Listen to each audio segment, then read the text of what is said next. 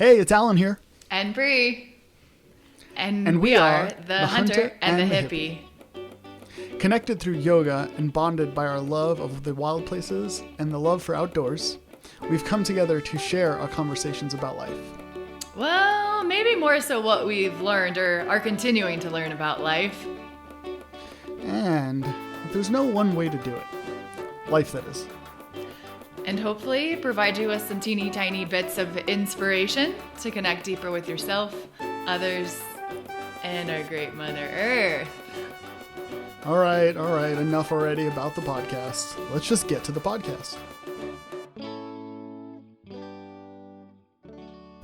Awesome. How's it going, Bre? It's going.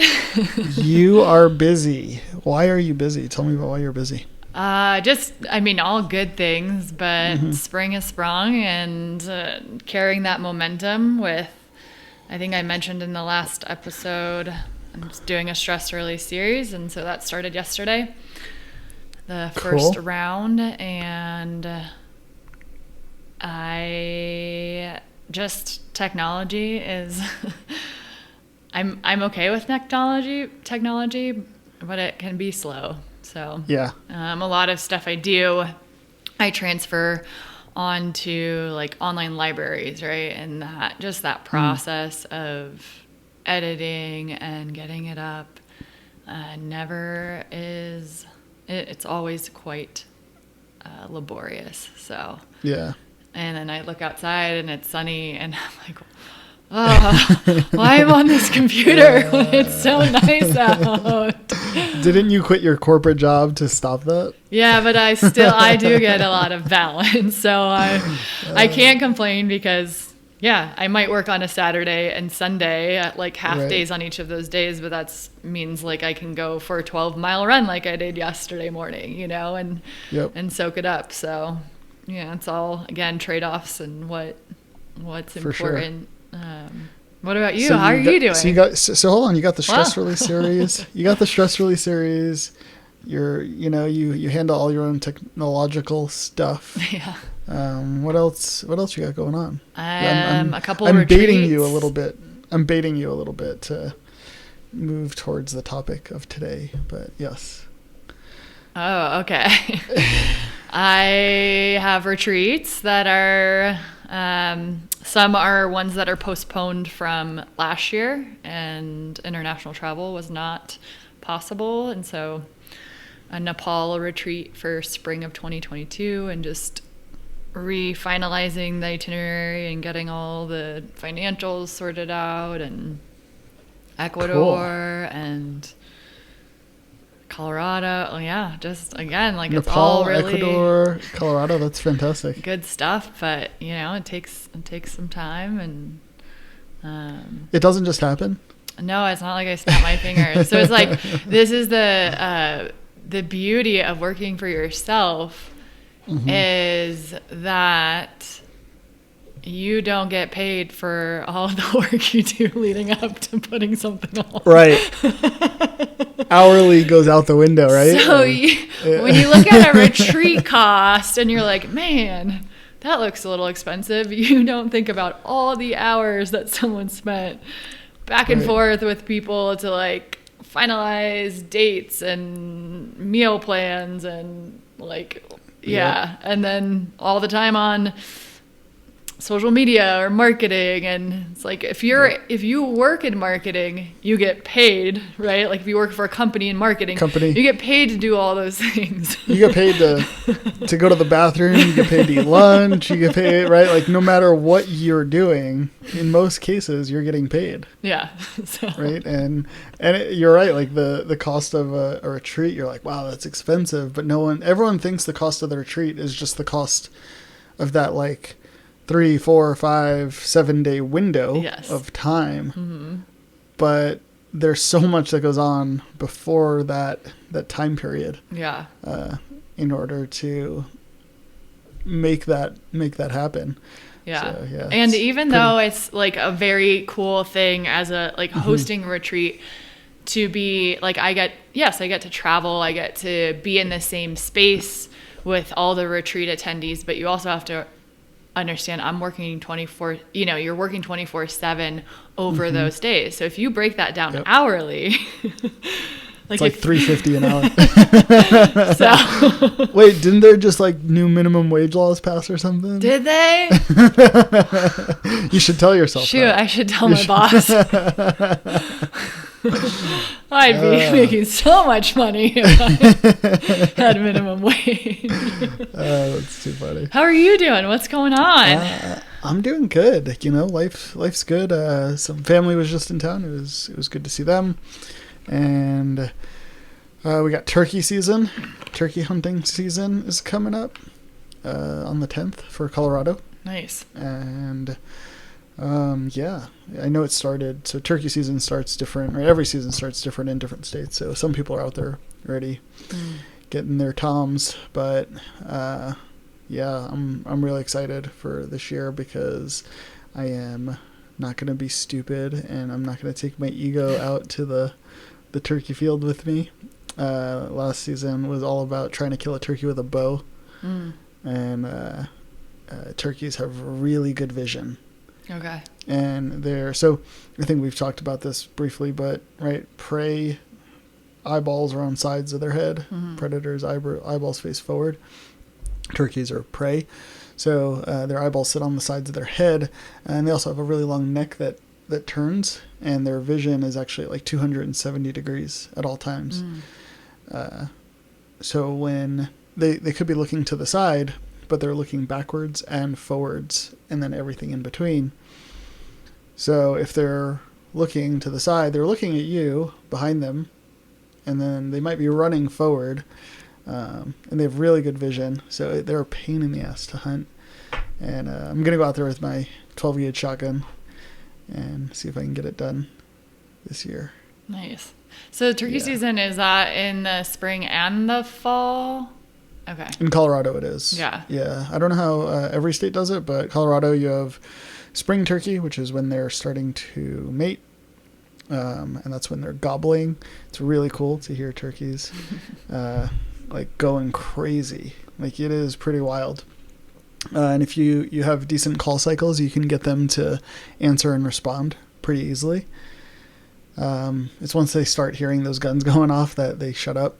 But at the beginning, last year I posted a few videos. I'll have to hopefully I'll have the experience to post a few more this year. But yeah, you can hear them.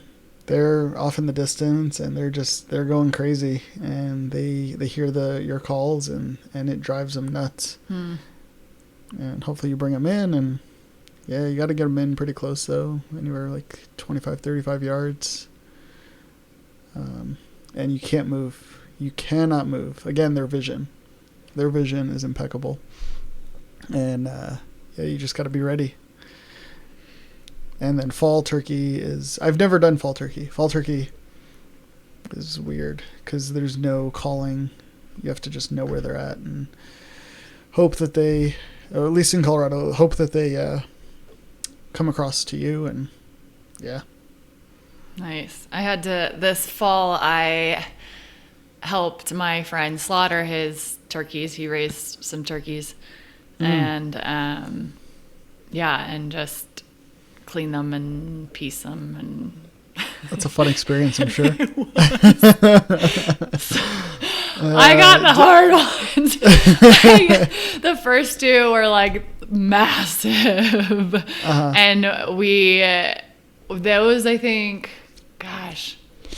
we couldn't throw them in the plucker, and we didn't pluck them, but it was like just just skinning it was, or not skinning. I don't even know. What did we do with the first one? All I know is it took me a really long time. And then figure it out, yeah. Well, no, just like because it was so big to like work with.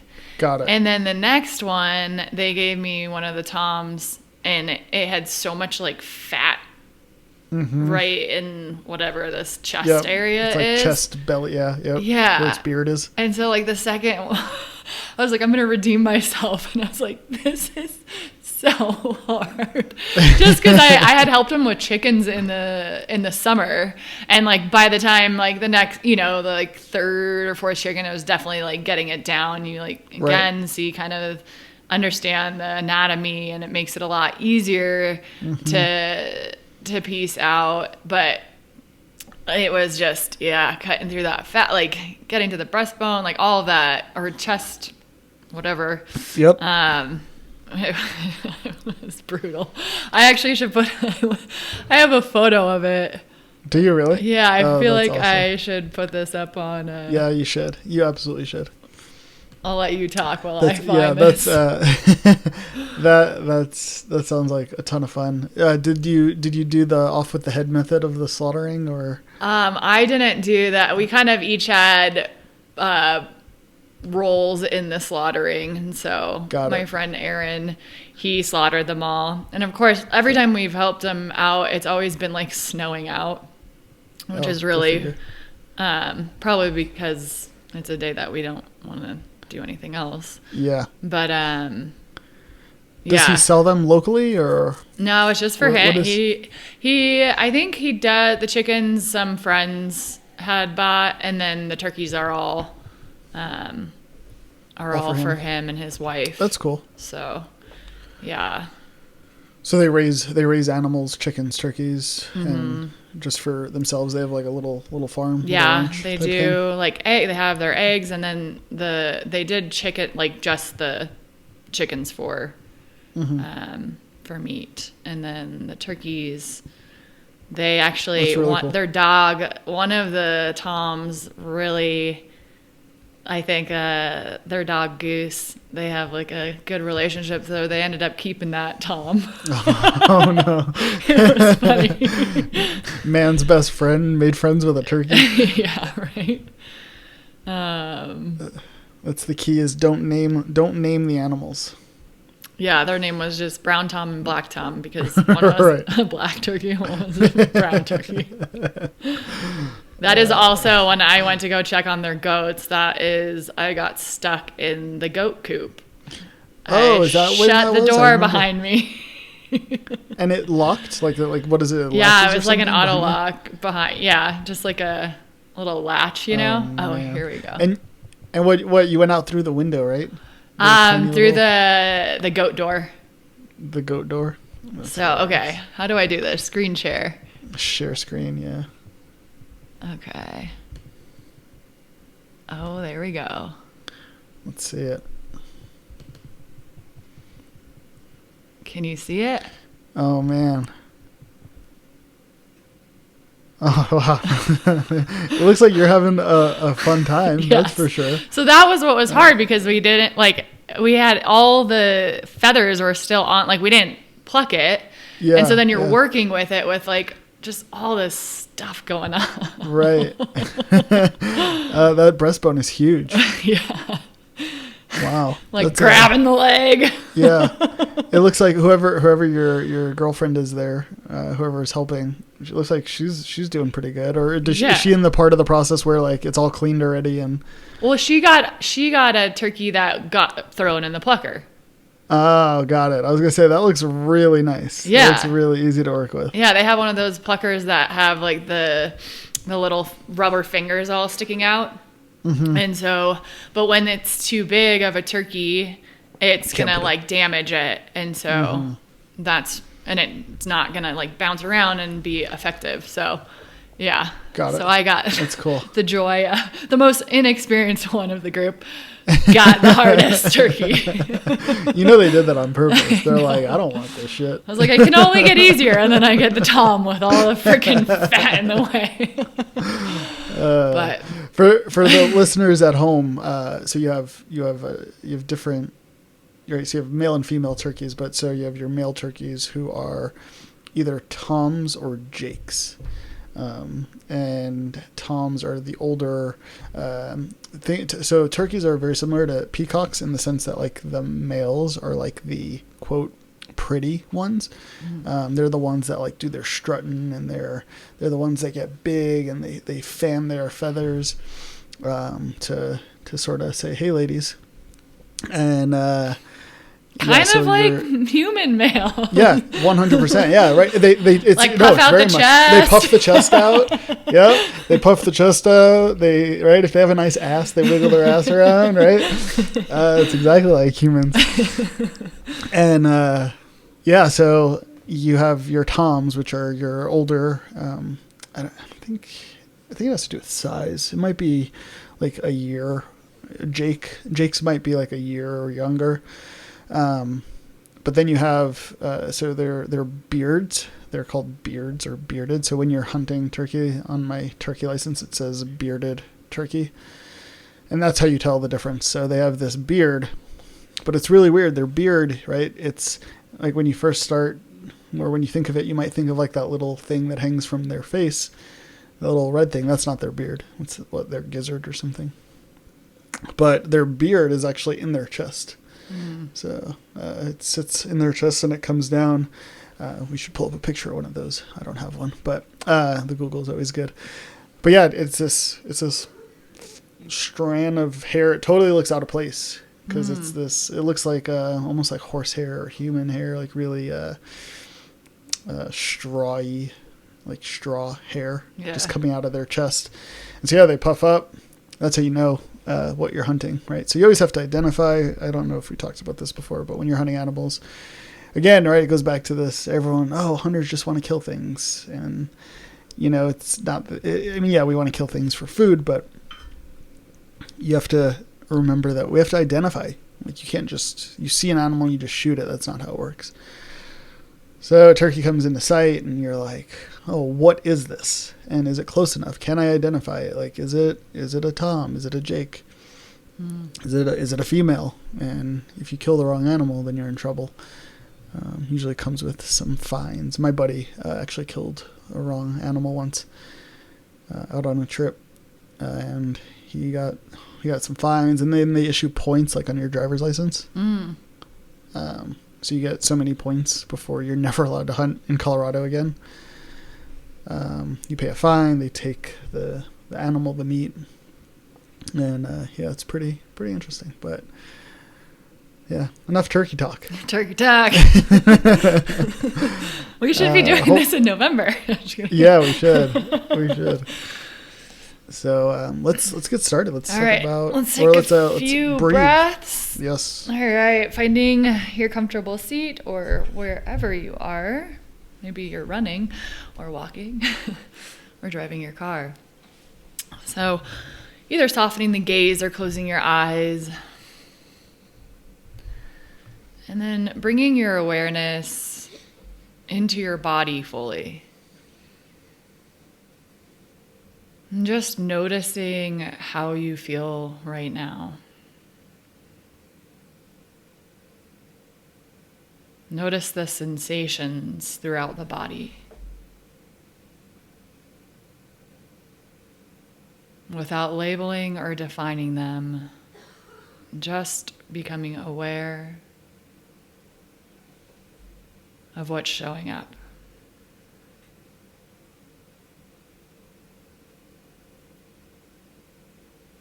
Noticing which areas might feel tight or some tension. And where you feel softness.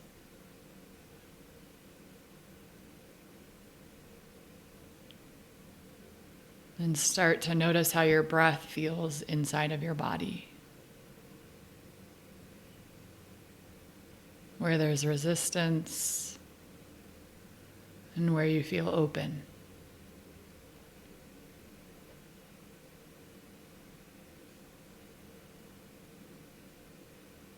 And then move away from all of these labels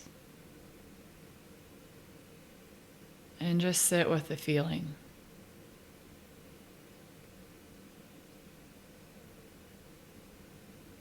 Awareness if this feeling changes, the start and end of different sensations, and where they might overlap. Or where there might be a space of nothingness.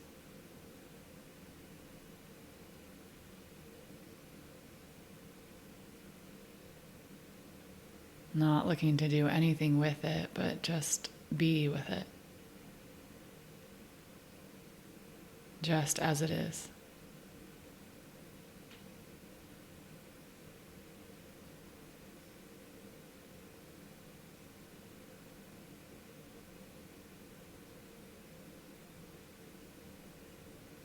Then bring awareness back to your breath, and let's just take 3 deep inhales and open mouth exhales together.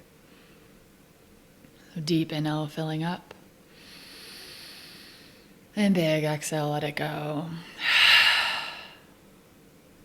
Again, taking in and giving back. And full expansion. Complete release. And just taking one last moment of gratitude for yourself. When you're ready, you can slowly flutter your eyes open.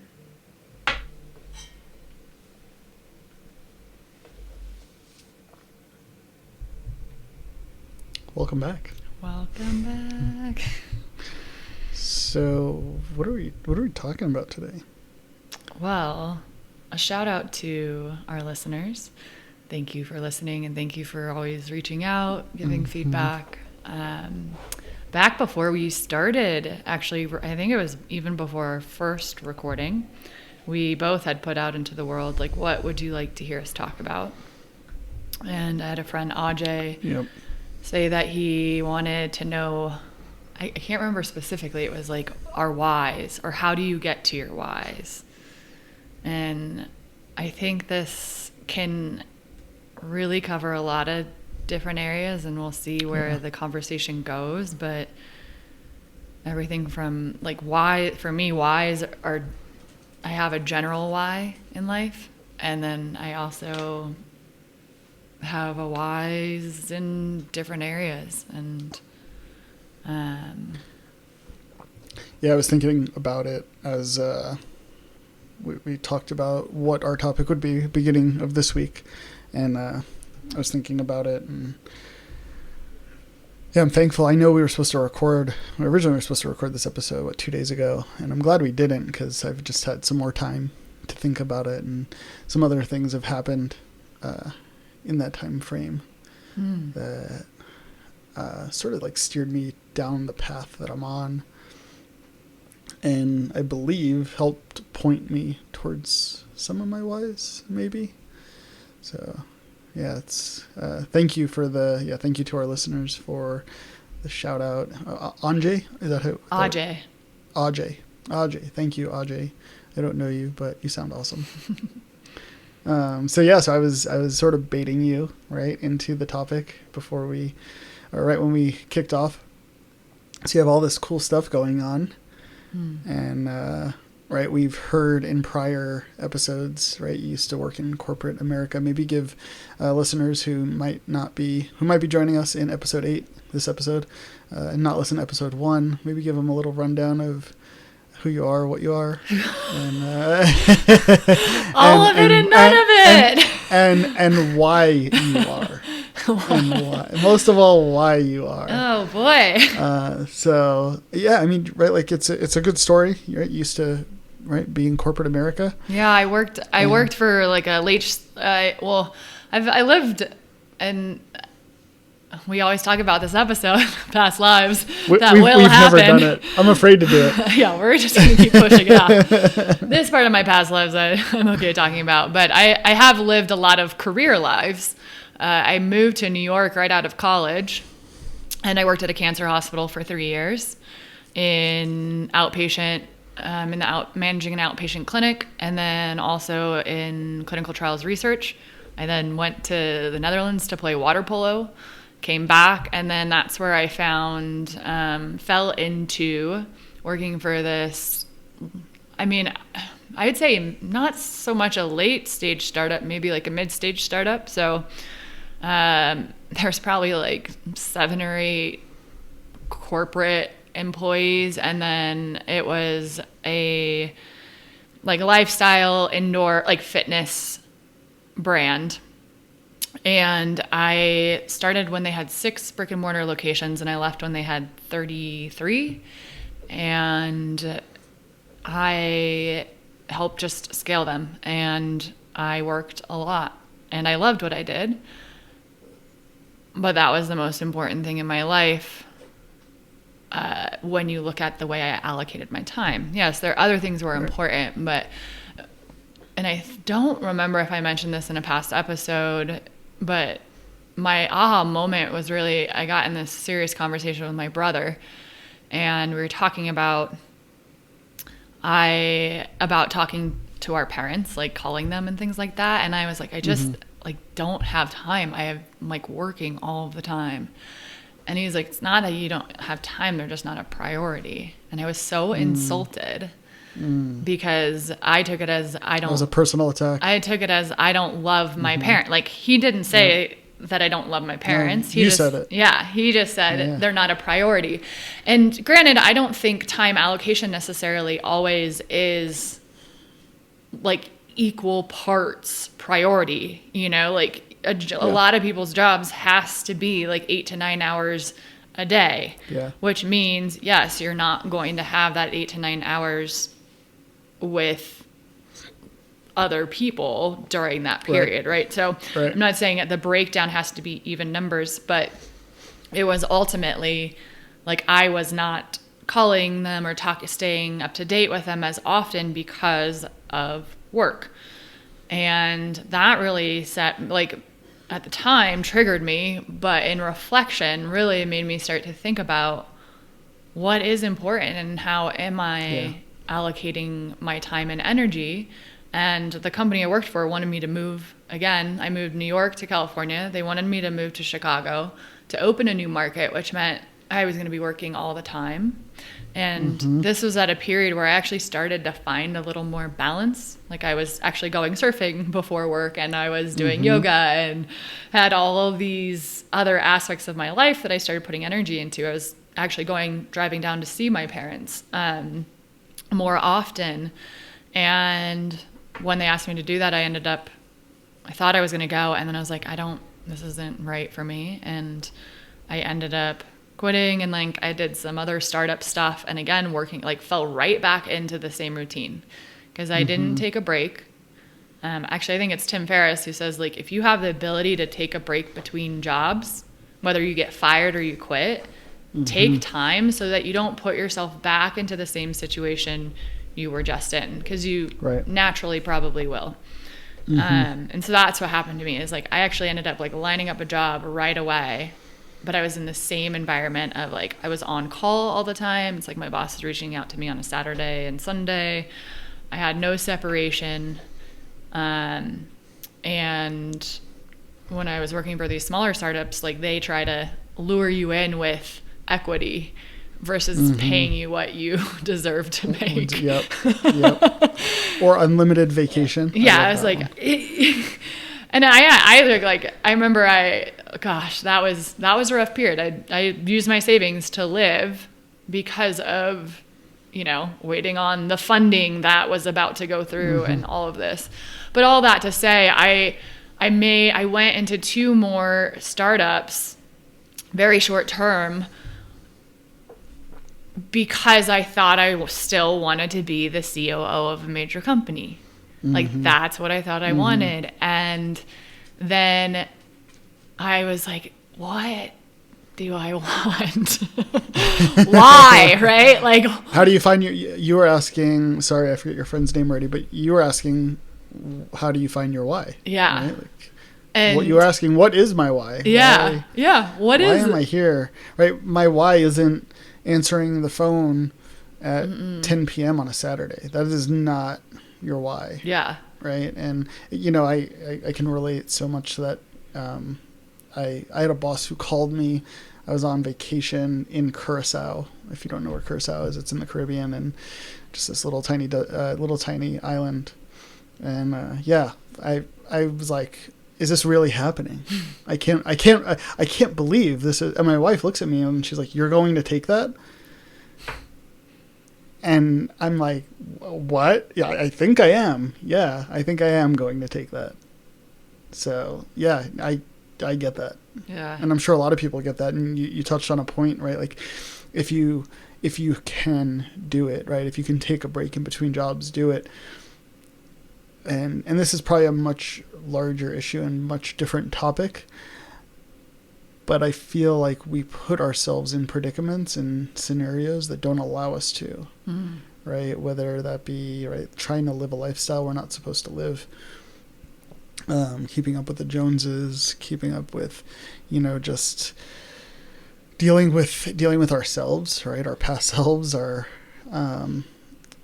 egos. I think there's so much to it, and yeah, like I'll get into this on my side, but for me, it was like, I've seen this often because I've been in corporate America for so long, where companies lay off people, and it's amazing how much power a company can have, right, in determining your fate, your family's fate. And I think, and over time I've realized, like, I don't, like, if and when that were to ever happen to me, I don't want, I if they're like, oh, Alan, we're laying you off, I want to just be like, cool. Yeah. And sadly, I'd say the majority of us, I don't know if that's right, but I'd say the majority of us aren't in that spot, right? Whereas if that were to happen, or in your case, right, like, I have to move to Chicago, right? Many people might have thought, I have to move to Chicago, right? Like, I don't have a choice. I have to do this. Yeah. And that's part of, like, how I've gotten to what I believe my why is. And yeah. So yeah, keep going with your story. I a little bit. Well, and I'm glad you brought back, like, Chicago. Like, that was the start of really diving into that more too, in terms of when when I was living in New York and working for this company, I had gone back I grew up in Southern California, and I had gone back to visit a friend and family. And then I came back and I was like, man, I just really miss, and I had spent the 2 summers in New York working out in Long Island in the Hamptons. And so we were in a house, we were barbecuing, had a pool, like the beach, outdoors. It was chill. It wasn't like city in your face, even though everyone from the city is out there. Just a different environment.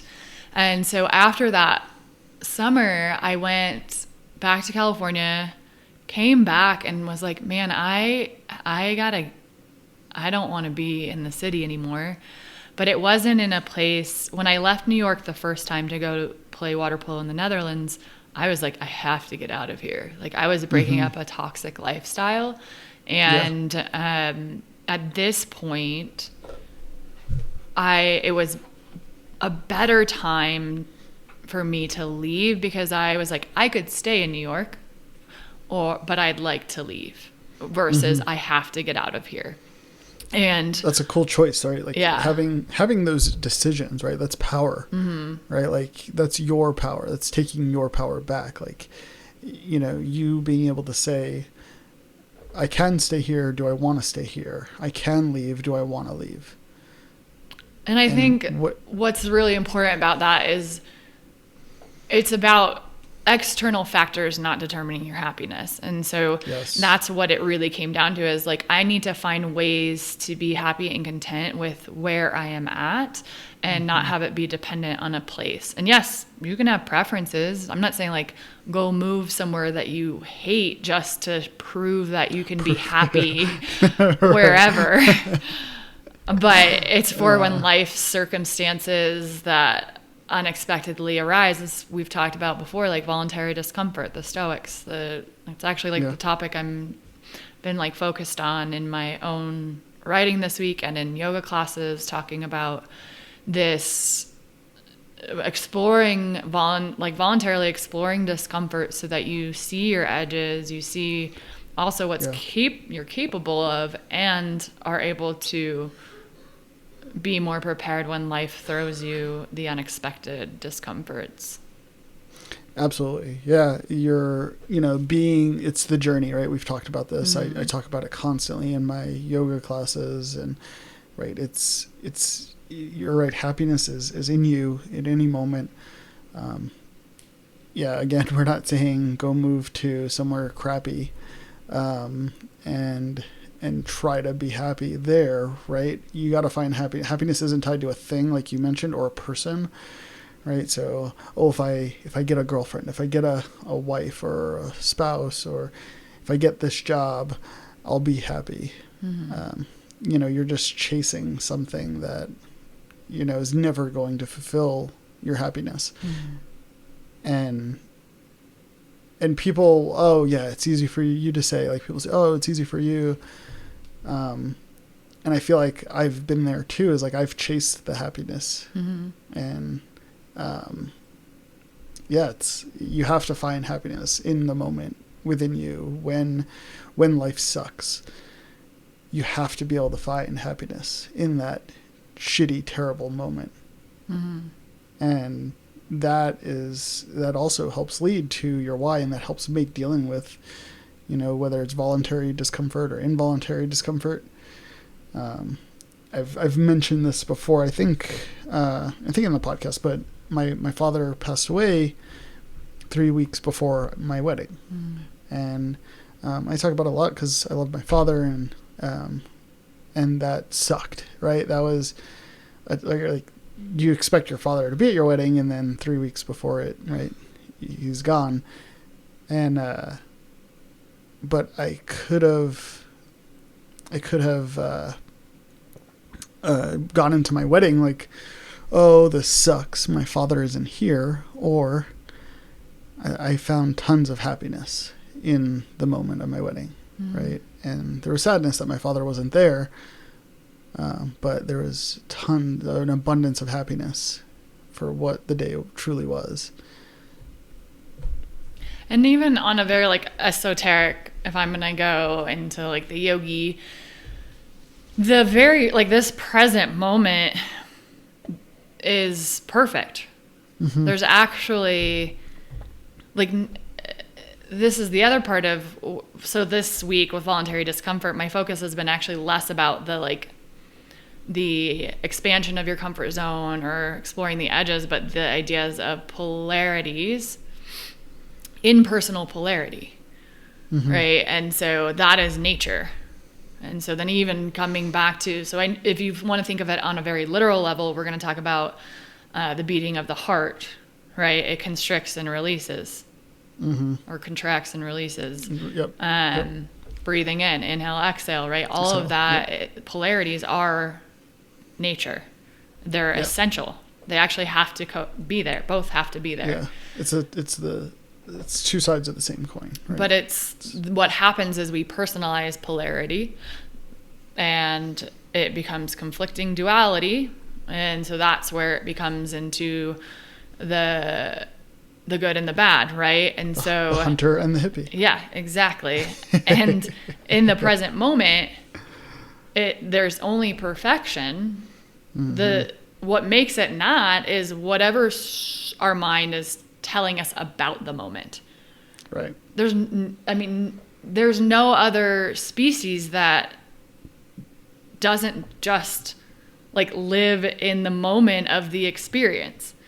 Right. There's not a tree trying to be something other than a tree. Right. It trusts nature. It trusts the universe. It's been doing this for far longer than us humans mm-hmm. have existed. Yet we try to debate it or conflict it or just think that what we desire is more important than the natural cycle that's happening around us. Yep. And so that's what I think all the practices of like coming back to the present, mm-hmm. it pulls us out of conflict, because most conflict exists in the past, replaying the past, or anticipations of the future that haven't happened, right? Like mm-hmm. scenarios, we play out conversations how many times before having them? That never even happen or never go the way that, Or to the other side of that is I should have said this. Yeah. I should have said that. And that's where our discontent comes, right? Mm-hmm. Because we're not in the present moment. We're replaying mm-hmm. the past, anticipating the future. of these moments that we will never have, because the only moment we ever have is the very moment we're in. Mm-hmm. Agreed. Oh, someone's knocking on my door. Special delivery. I don't know. Can I pause this? Yeah, I don't think we can pause it, but you can absolutely. I'll do a little dance. Sorry. This would have been a perfect opportunity for a word from our sponsors. Oh, gosh. We don't have sponsors, so. Why? Do you want to tell them why? Yeah, absolutely. Why don't we have sponsors, right? Like, so, well, one, right, we're just us for now, and that's cool. And we don't want sponsors, right? We are focused on, what we consider conscious consumption, and we're putting this out there for our listeners to hear just conversations with us and not necessarily hear about, again, products, right? I already mentioned it. There's this podcast is to bring real life to everyone, and it's not about keeping up with the Joneses. It's about sharing the good shit. It's about sharing the bad shit, and hopefully helping people find their whys, and hopefully helping people find fitness and better lifestyle and all those things. So when it comes to sponsors and us, like, one, we're not searching for any sponsors, but two, that's not why we're here. Mm-hmm. Right? We're two friends having a conversation to share with the world in hopes of making an impact. Hashtag getting to my why. So that's what it is. So we'll do a good job trying to edit out as much of that blank space that we had there. And I think another part of that is like the authenticity part. And so we're going to give shout outs to things that, I mean, we've talked about Whoop. We're not sponsored by them, but and just whatever, like we've both given shout outs. And I think that is like, we want to support the people and the organizations that make an impact on our lives. And we want to do it authentically. And I think 100%. That comes from, we're not getting a kickback for it. Our kickback is like saying our friends or things we believe in get exposure. And so I think absolutely, yeah, I love it. Keep it real, for sure. We want you to trust what we're saying, again, yes. We don't want there to be a misunderstanding of intention. And again, it's always coming from our own experiences. So if we don't experience a product, we're not going to like shout it out just to get some extra money. Right. Just because we're getting paid. And you're so right. And that's the thing, is it's our experience with something, and you said it, we want to be authentic. Mm-hmm. So being authentic, getting to our why. So you stopped working at startups, you stopped working in corporate America. You started to become a yoga teacher. Yeah, well, the Chicago thing was, that first part was, I don't want to live in cities anymore. That started to come back to like, how am I designing my lifestyle? And I had already I worked a lot in personal development of like my managers and teams of managers and things like that. And so that's also some of the experience I like bring in with the yoga, is even in this more like strategic way of approaching, how are we moving towards creating the life that you want? And that was the start. I just came back to, what do I like about the job? Initially it was this idea of success being, again, a C-level position, a certain salary. And I realized that that wasn't my why. Mm-hmm. And I realized that by falling into 2 more startups where I could have been moving in that trajectory, but I was it wasn't fulfilling for me.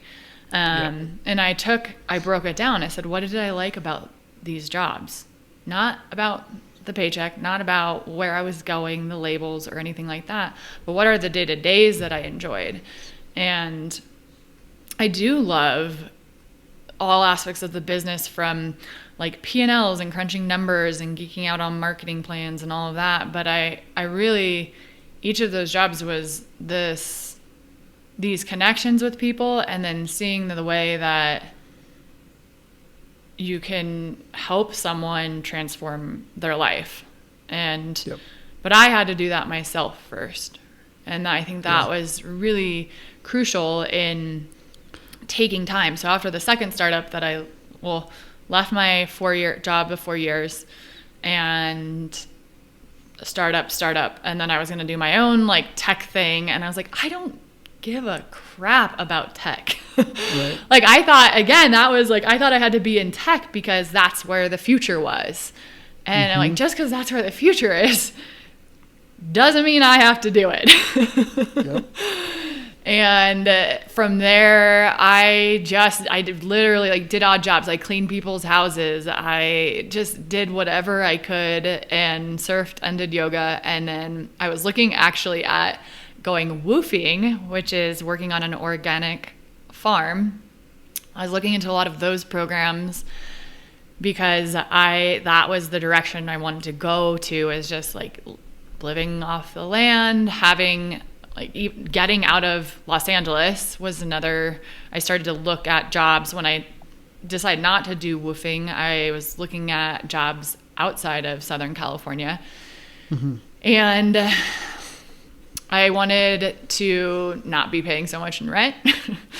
Again, what was important to me was no longer, it was like the community I had in New York and the community I had in Los Angeles was like a small town. Like I knew my neighbors. I had my like local like restaurant or bar where I like knew the people there and would run into people on the street. But I was living in these big cities with a small town feel. And so then I was like, why wouldn't I just move to a small town? Right. Which timing worked out, and the guy I was dating at the time was moving to Colorado. And even though I didn't move to like a small town in Colorado, it was still moving in the direction of the things I wanted in my life, which was more time outdoors, a healthier lifestyle, eventually getting more land, having a house. And then even going into yoga, I didn't know I was going to be like full-time kind of going teaching mode with that. But part of that too is, I mean, we've talked about like I want to be a mother at some point, and I want to be a present mother. And I looked at that was a career path that could give me the capacity to still have a professional life and kind of fulfill some of those desires while also fulfilling what I found important of being able to be a part of my future child's life. Yeah. I love that you brought up, like you said, that you wanted to change your life first. And that goes back to the authenticity aspect, right? You can't come on here and talk about you finding your why without changing your life, right? To come on here, right, that would be totally inauthentic when you don't even have your why. To come on here and be like, here's what you got to do. All right, I'm going to give you a list, right? And that would just, right, it would come off as inauthentic, and everyone would know. And so I commend that you went on your journey. I'm still on that journey. Hell yeah. Yeah, and so am I, and that,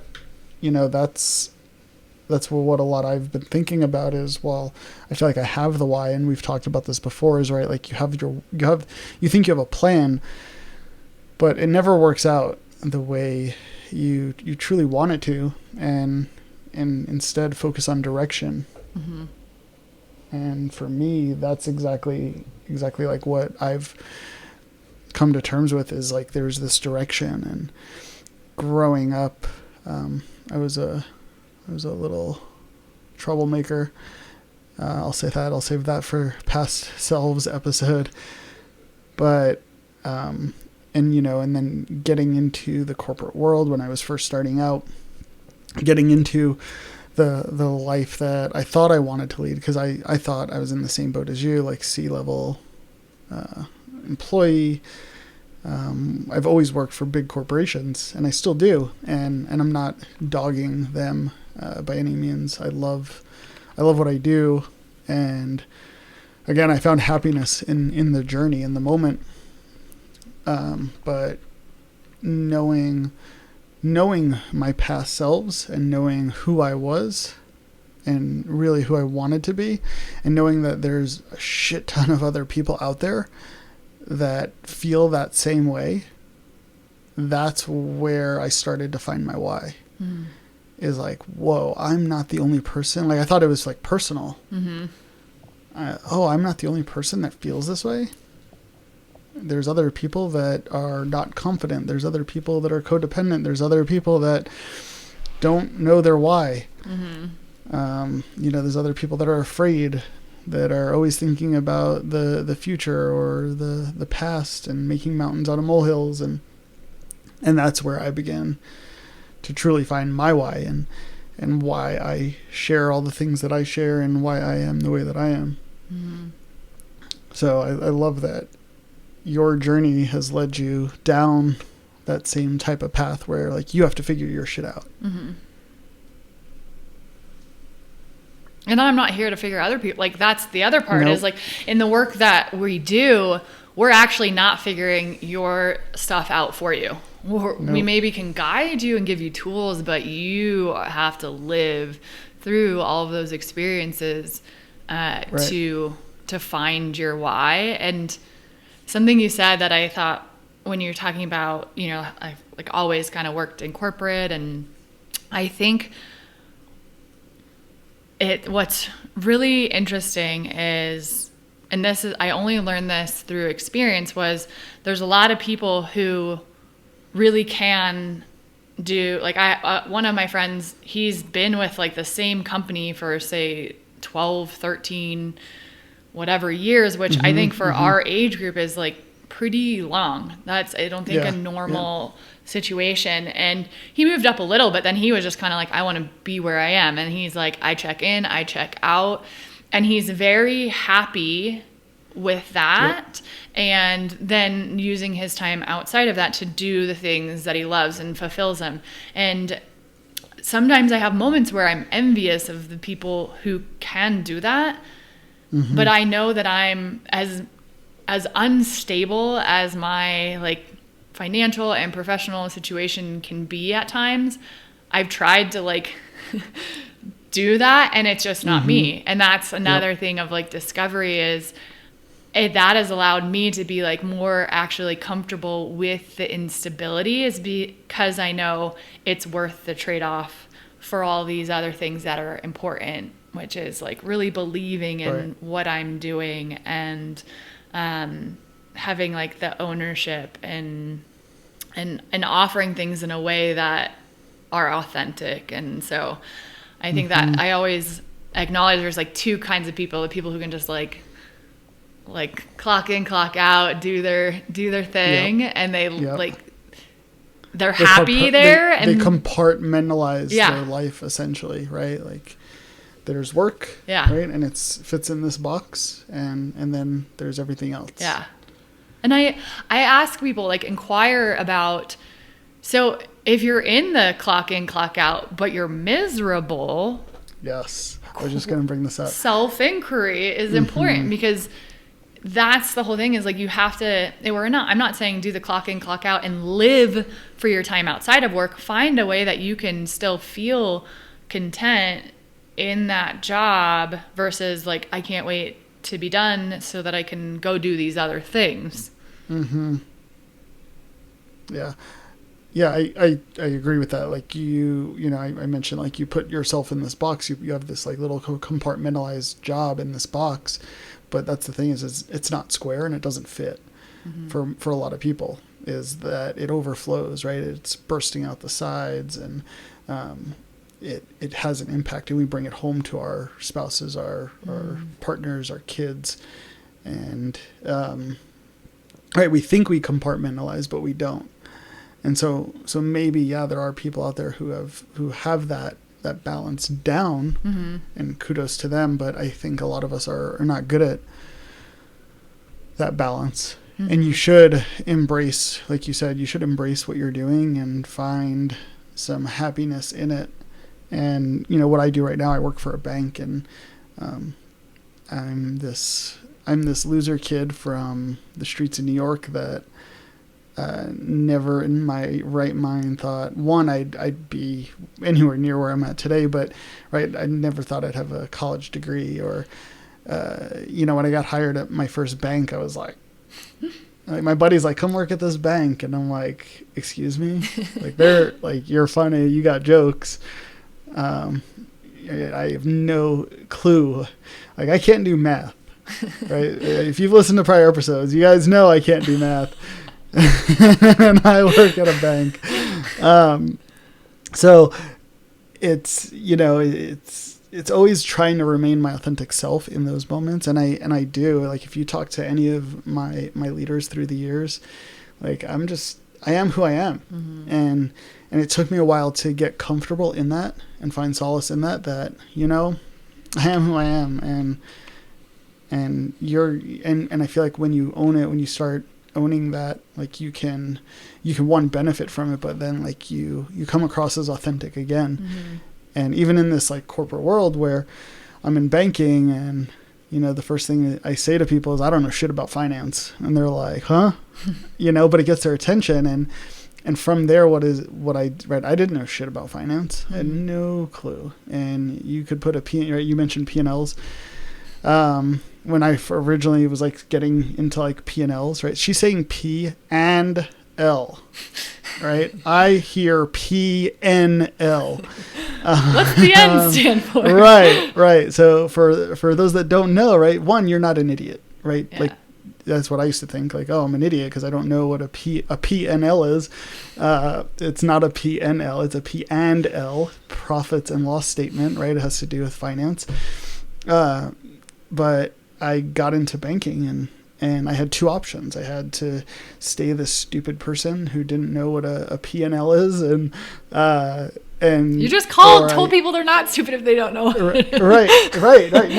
No, and that's right. Those were the labels self-talk. That was the self-talk. Right. Yeah. That's exactly it. And so, or I had the option to go to my new friend that I'll give him a shout out, Jarrett Sayas. He and I are buddies to this day, but he has a degree in finance, and I was like, dude, you need to help me. And I was like, you have a degree in finance? I was like, I need your 4 years of degree in, like, 2 weeks. Make it happen. and he did it. He did. Like, he put me to work, and I'm comfortable. You sit me down in front of a CFO of a business, I will have a financial conversation with them, and I will look like I went to school for finance. Yeah. Don't go into the weeds, right? Like don't go too deep with me, but I can definitely, hold my own now. And I took that opportunity. I could have taken it like as, I don't want to do this, right? I'm not good at that. I could have self-labeled and created my future based on that. Or I could have been like, I could do what I did and been like, you know what? Here's an opportunity for me to learn something new, something valuable. It has value, right? It has value whether you do end up wanting to become a CFO or COO or CEO of a massive organization, or you want to run your business, because you hear about, I might be rambling now, but you hear about, like, these, like, child stars, or these people that start businesses and then turn them over to their CFOs, and they have no clue what's going on the financial side. Mm-hmm. And then they go bankrupt, or they lose all their money, or right, because their CFO has been embezzling for decades. Mm-hmm. And, if you're getting into your own business, you're starting your own business, having just a little wherewithal to know, oh, this isn't right. Or to be able to say, oh, right, like, you should always be on the lookout.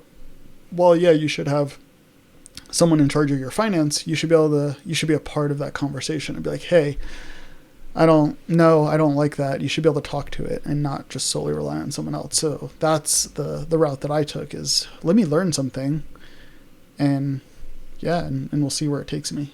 But I think about that. Well, I first, when you were talking about that, I was thinking about the Kanye West episode, Joe Rogan. Yes. Yeah. With the finance thing, and he's his CFO now. But when also what you're saying as a whole about this idea of learning, I mean, that I think even cycles back to your why, like another kind of a why. And I dated this guy once who was like, I just don't like fix things, or like he's just was not, and this makes me think of our gender roles episode of he's not a handyman, masculinity, you know, like he was definitely like he related himself to like more of a feminine personality. And so he had classified kind of like fixing things or building things or whatever, like doing work on your car as like a masculine thing.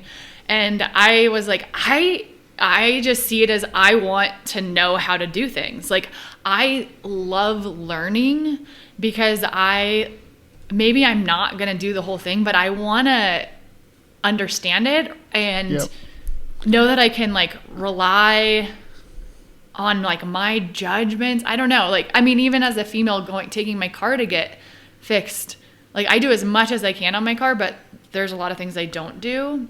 And I hate the fact that like I don't have the knowledge or resources to be able to know if like, do I really need to do this or not? And so I think even beyond just like the role of your job, like there's a why behind it of that you probably, I know I embrace of like, why do I learn this? Because I want to be able, I want to be a functional, I want to be a functional human being. Yeah. That's right. It has nothing to do with me being a man or a woman or right. Like your water heater breaks in your house and it's flooding. Yeah. How many people can say they know where their main water valve is to go turn off their water? Yeah.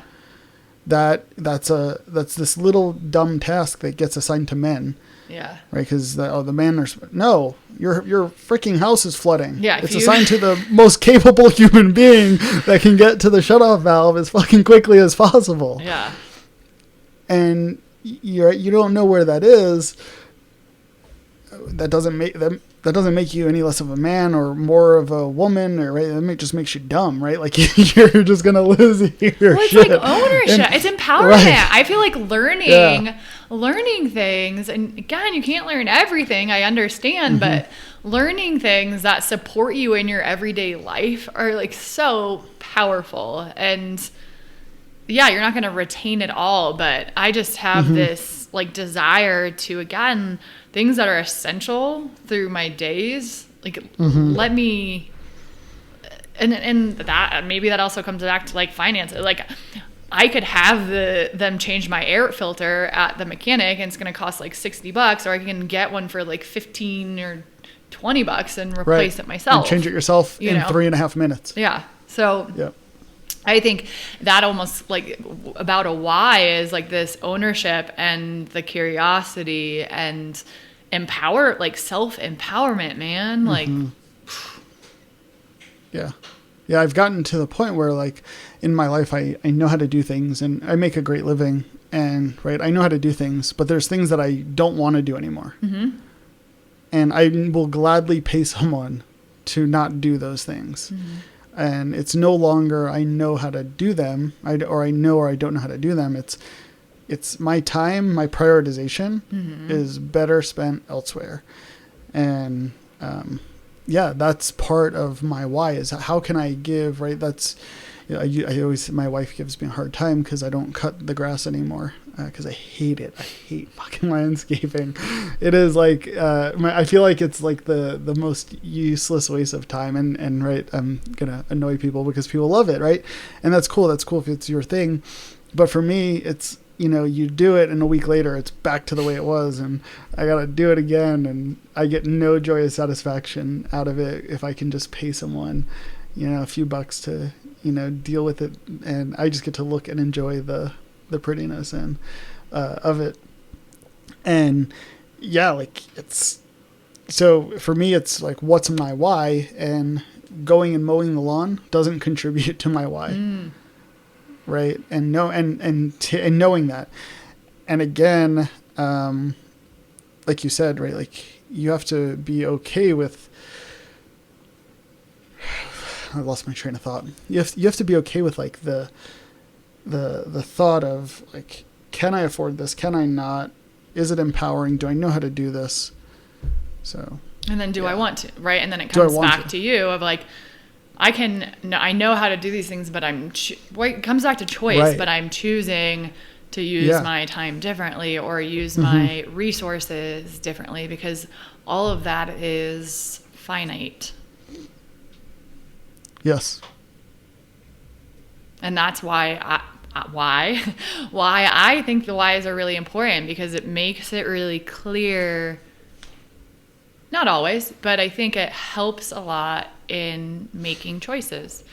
I think that, like, my approach with a 100%. vision, not like I don't make a vision board, but really being clear about my vision and what I want in my life, is because at every step along the way, I could say, is this getting closer or further? If I'm standing still, I'm further, because I've lost a day. Yep. So, and I say it's easy, it makes it easy, but there's definitely times where sometimes I don't know. I'm like, is this in line with my why? I don't know. Like, I might need more time. I have to experience it and live it to see if it is my why.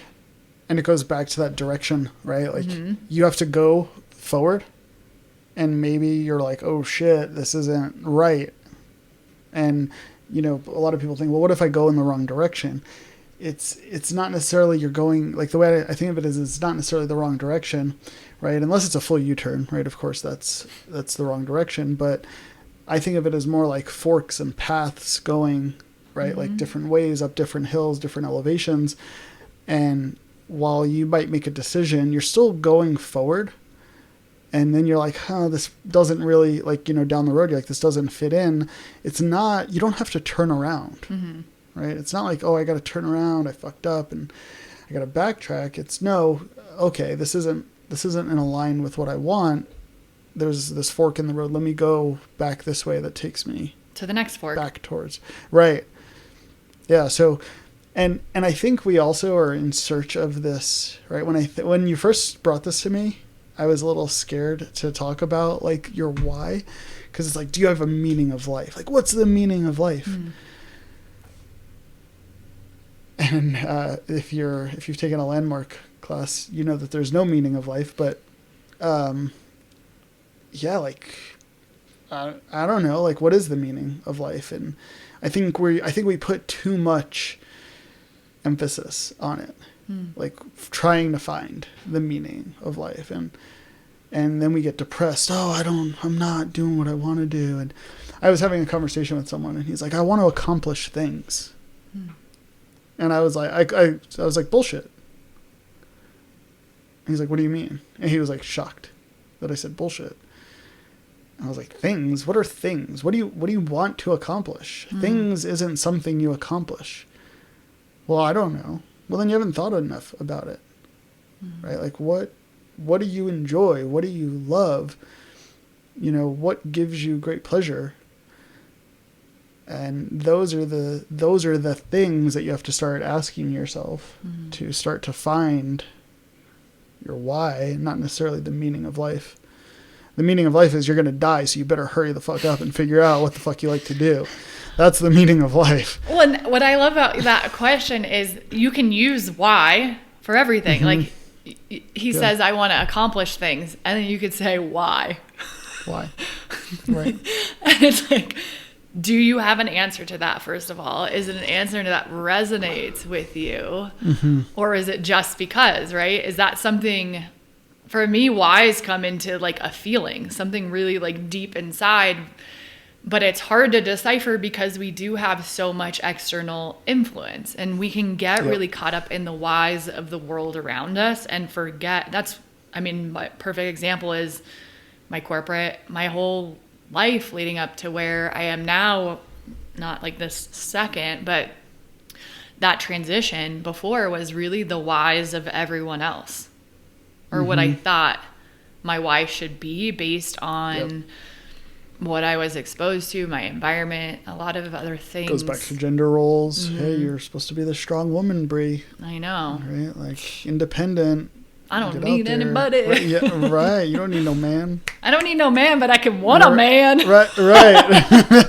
Back to the one. Like, choice. Choose. Like. Yeah, for me, like, it's always been about creating something.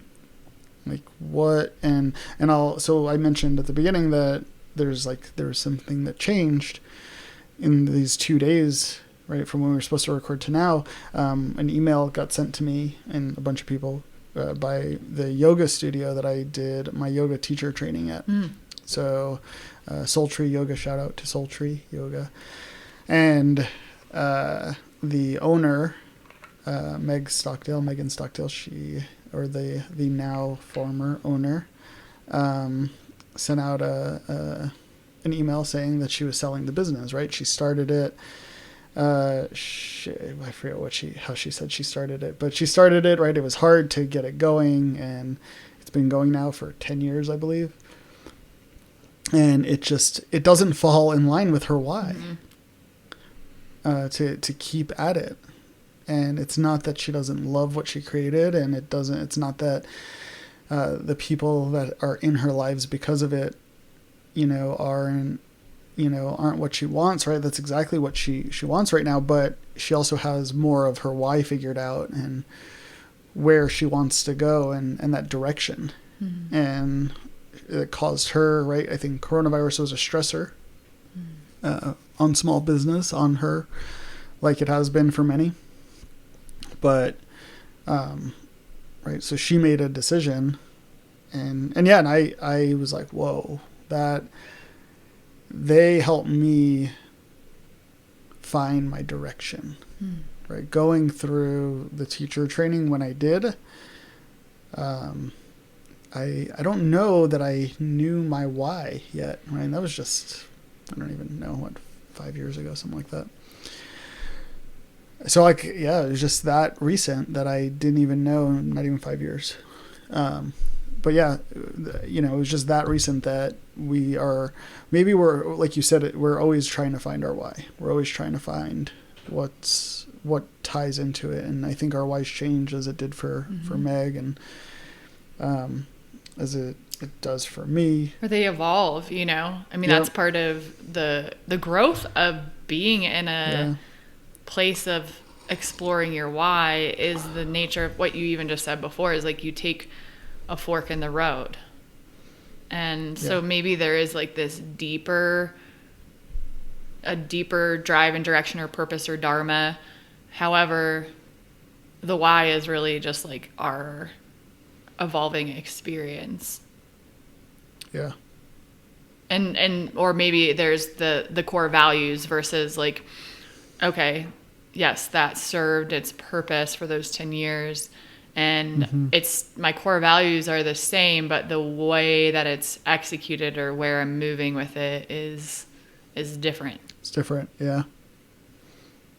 Yeah, very, very much so. And then that caused me, so the Meg and Marin, I've mentioned Marin before. She was like it was Meg and Marin like running the yoga teacher training. I feel like Marin was more in like the operational side, right? The face-to-face, the daily face-to-face of the teacher training. And it just led me to send a message to her and thank her for being in my life and helping, again, point me in that direction in that moment. Because it did evolve. And I remember when I decided to do the yoga teacher training, I was working for a guy that I call a good friend now. And he was like, "Are you leaving?" Like, because I asked for some time off work. And he was like, are you leaving? And I was like, "No, I'm not leaving. I have no plans of going anywhere." And it was just, again, it was to find more of my why. And to dig deeper into what it is that I needed in my life. And yeah, when I look back, and I've talked about this with you, like when I look back at like how we met and right, like you helped point me more to my why. And, the people that you come in contact with and the choices that you make all point you in a direction, and it's up to you to figure out, is this what I want? I think that's what we've been saying constantly, is just like you have to be constantly looking at, what am I doing? Why am I doing it? Am I enjoying it? And maybe that's like the kind of, just thinking about all of this is maybe it really actually comes back to maybe the why isn't initially there, but when you start to make choices or decisions or look at things, you ask the why. And then you see, like, is this true to me, right? Is this in line, or is this out of alignment? Or maybe it's out of alignment, but this is what I need to, it feels like what I need to do right now. Right. 100%. You can't find your why sitting your lazy ass on your couch. Right? Like, it's not going to happen. You're not going to be like, ding, I got my why. And I think that's where a lot of people find trust. Well, I don't know my why. And I don't, right? You just got to get out there and do things. You got to put yourself in situations where maybe you're like, oh, I don't like this. Mm-hmm. I'm going to stop doing this. Or, oh, this is really great. I know, in my yoga teacher training, I remember Megan Marin asked the question of, how many of you are going to plan to teach after you become a yoga teacher? Like, go through the teacher training. And it was like half the class said yes, half the class said no. And at the end, it like swapped. The people who said yes had no interest in teaching. The people who said no have now found their calling. And you just got to put yourself out there. And you have to be vulnerable. And this is and part brave. of my why. Courageous. Brave. Like, I think that, like, when you're talking about this, it makes me think so much of people don't go into their why because they're afraid. Mm-hmm. They're afraid that their why is different than what they're actually doing and living. And And you have to face your fears. You have to go out there and see, right, and be authentic about it too. Mm-hmm. Right? And that, for me, is like, that's how I've become just more of me. And like, how I've become more authentic is going out there and like, oh, this is awesome. And I am who I am on this mic. I am who I am on social media. I am, right? Like, I'm not a different person. Mm-hmm. Right? So who you see, whatever channel you see me, is what you get. Right now, I don't share all my opinions, because that's just stupid. But like, they're my opinions, and they might change, and people just, right, like, not everyone needs to know exactly how you feel about a certain thing, but that doesn't mean that I'm not being my authentic self. Like, when I'm having a shit day, you'll know I'm having a shit day. Mm. Right? And I share that I'm having a shit day. When things are going great, I share that things are going great. And we have to be open. We have to be courageous in being vulnerable. And my why is because I know other people are feeling that. Mm.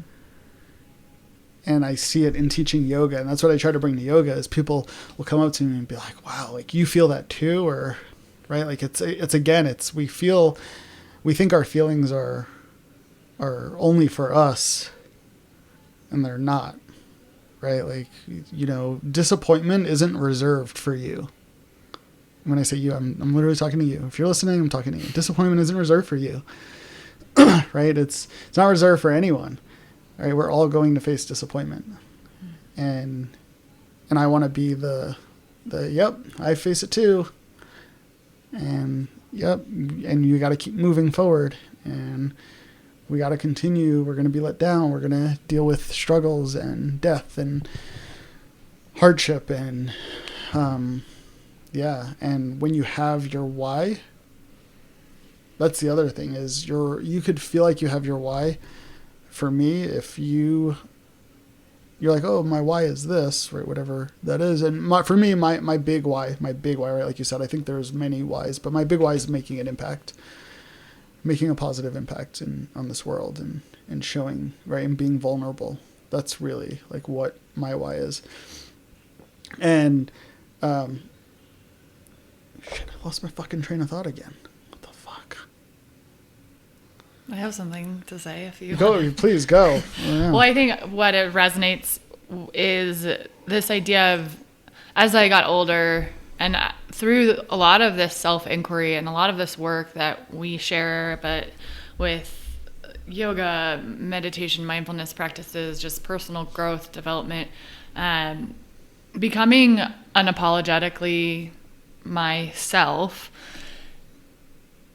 I think helps so much with, like, in quote unquote mistakes or disappointments or whatever it might be, there's actually no regrets, because I think what happens is when you're not being true to yourself or to your why, you're going to have regrets, because, right, things just naturally aren't always going to quote unquote go your way. Right. But if they're not going your way when you're not being true to yourself, or you're not being real, or you're not being you, that's where the disappointment comes in. There's actually probably not going to be disappointment when you followed your heart and failed. Yes. But there's always disappointment when you don't follow your heart and you look back and go, what if I would have done that? Yep. Yeah, this is why we're, one, friends. This is, two, why we've done the show, because you exactly picked up what I lost my train of thought on, is exactly that. Like, you have a why, and if you fail, or like shit gets hard, and it isn't truly your why, that's when it's going to show. Yeah. Right? That in that moment when you're like, life fucking sucks right now, right? And whatever comes up, if it's not related to your why, that's not your why, right? That's exactly right. Like, that shows you the truth. I love that. And in that moment, you have to be like, who am I being, right? Like, if that's really your why, right? You have to ask, you have to be able to self-reflect in that moment very quickly, like, who am I being? And okay, and like, you have to have a very tough conversation with yourself. Like, I'm being someone, and I shared this story with my hunting experience, right? Is I was being someone who I didn't want to be when shit got tough. And definitely I was being someone who said something differently, right? And so it took me to be like, you need to change what the fuck you're doing, because if you're living for your why, this is the shit that you enjoy. Or do you not, or is this not your why? And so thank you for that. You are awesome. I appreciate it. So like, when you're struggling, figure out your shit, figure out your why, and ask, why are you doing this? And if you can find motivation and discipline to go do that thing when times are hard, then I think you're on the right path. And that's the why. And authenticity and the why is what does get you through the hard times of your path. Yes. I think that circles back to when I just talked about, even just professionally, not even getting to the core of, like, the more conceptual why, but just the literal, more tangible aspects of my why for my professional path, right? Why I can get through, like, fluctuations financially, like working on the weekends or whatever, like, or unpredictability. Again, last year, like, retreats didn't happen, but I was still in line and in the direction of how I want to build out my life, how I want to living my life currently. And it's in line with my why. And so it just allows me to be like, no, yeah, actually it didn't sting. It didn't hurt, because I knew that I was being authentic, and I knew, and I don't know. Yeah, that's great. It makes me think of something, right? So we are the authors of our books, of our own books, and in most cases, right? And that's true in your story. Is like, you are the author, right? Like, you're creating your story, you're writing your book. Whereas, like, if you don't have your why, or if you weren't sure, or that those hard times come, who's holding the pen? Right? Who's writing your story for you? And right, like, goes back to your Chicago story. That wasn't you, right? There was a you in there, right? But someone else was holding the pen and trying to dictate, hey, this is your story. So I think we need to be okay with, the legacy that we're ready to leave behind. And I posted this on Instagram about a year ago when coronavirus first started. Everyone was freaking out about the coronavirus. And, I shared something like, hey, if you were to die tomorrow of the coronavirus, and this has helped me figure out my whys as well, is death. But if you were to die tomorrow of the coronavirus, the legacy of you that your kids know, that your friends know, that your family knows, is that what you want it to be? Mm. And if the answer is no, well, I got good news. You're likely not going to die of the coronavirus. You are going to die. I don't know when it is, but go change that shit. Mm-hmm. Like, here's your opportunity, right? So if you're not happy with whatever it is that in that moment that you said, isn't the legacy that you want, now is your opportunity to change that. But first, find happiness in the journey, because going and chasing your why, especially when it gets hard, is going to be, you're not going to be happy, right? You're not going to find the happiness in, in your story, Bre, where your retreats got canceled, right? Where you lose money, where, shit happens, and if you're not happy. And what you're saying, like when you're talking about authoring, it actually reminds me of one of my favorite quotes in one of my trainings. There is a teacher, Alia Howe, who she says, "You're the author of your actions, not of the outcomes." Yeah. Right. And so that comes everything we're talking about, right? If you have authenticity behind your actions, if your actions are in line, no matter what, you can't control how it turns out. And I think a really cool thing about, like, I was supposed to host a Nepal retreat this last fall, so November of 2020, and didn't happen. It's getting postponed to the spring, but now the itinerary and the location is actually so much better than what the original was going to be. So cool. And so that's the perfect example of like I used to hate, I used to absolutely hate the phrase, like, everything happens for a reason. I still hate it in the moment. I still hate it in the moment, but there's so much truth to it. It's super cheesy. It's a cheesy statement, but I look at it as more as two ways.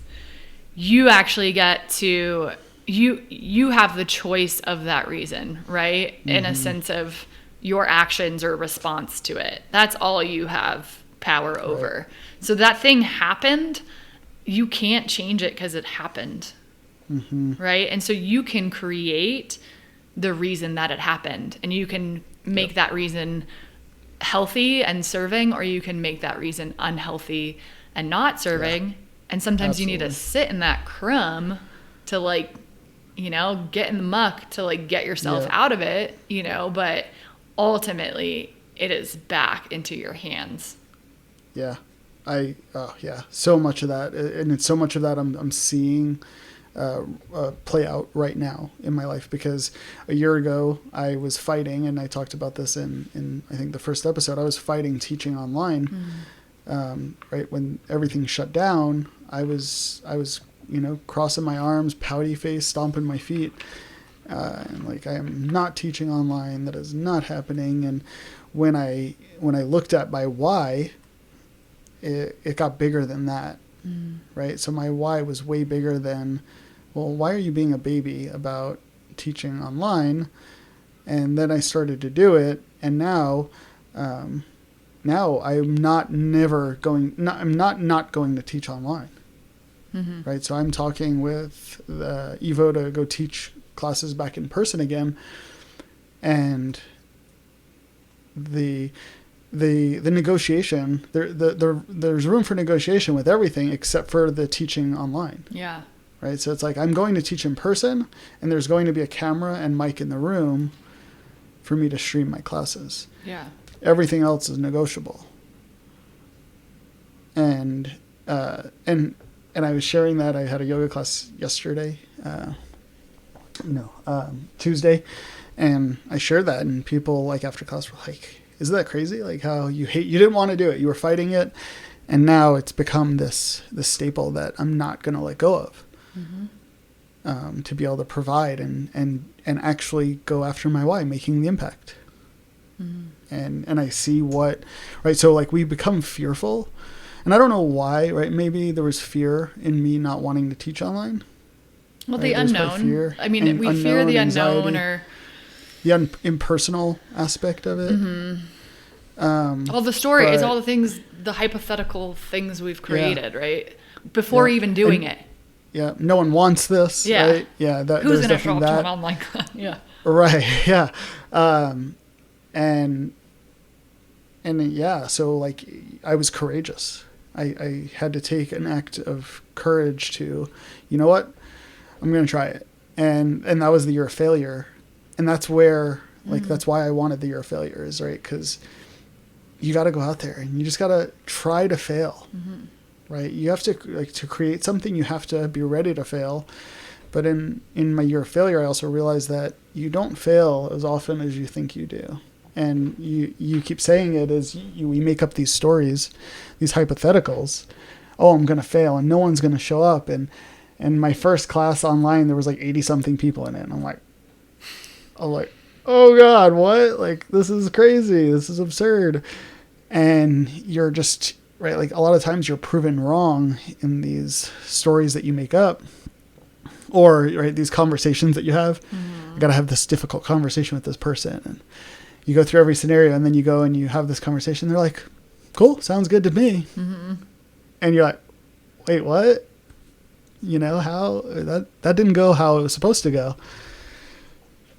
So yeah, like I think that getting out there and being ready to create something, being ready to fail, trying new things, being courageous, being okay with the ego getting damaged, you know, like, because the ego is not actually it's not the why, you know, like when you say like, oh, no one's going to show up, and yes, 80 people showed up, but what if like 2 people showed up? Who is that's saying that's a failure? Yep. You know, 100%. Yeah. That's a lot of work I've had to do. And 80 people don't show up now. Yeah.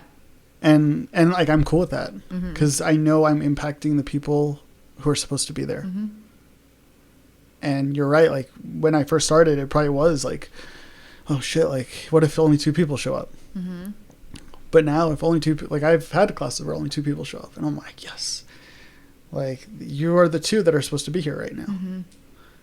And I remember that class, like when 2 people showed up and we had a phenomenal freaking time. Like we laughed our asses off in yoga. Like we just had a ton of fun.